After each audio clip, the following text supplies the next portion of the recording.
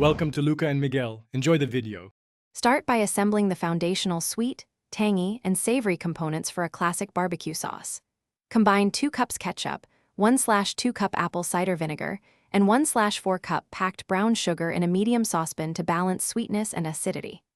Add 2 tablespoons Worcestershire sauce, 1 tablespoon molasses, and 1 tablespoon Dijon mustard for depth and umami.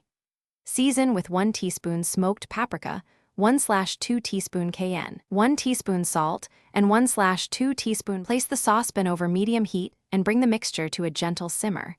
Then reduce to low and simmer 15 to 20 minutes while stirring occasionally. Simmer until reduced by 1/4 and slightly thickened, so the sauce will cling to ribs, wings, or pulled pork without running off. Use a whisk to break any lumps and blend the texture until smooth and glossy. And if you prefer a very silky sauce, pass it through a fine mesh strainer. Adjust sweetness or acid after cooling slightly.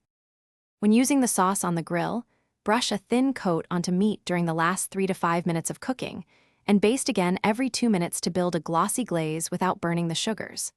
For oven or smoked applications, apply during the final 10 minutes of cooking and broil or sear briefly to caramelize. Cool the finished sauce completely, then jar and refrigerate up to 2 weeks or freeze up to 3 months in airtight containers. This recipe yields about 2 cups of sauce, enough for a full rack of ribs.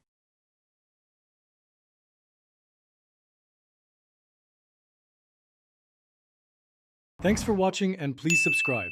It's the best investment you'll ever make.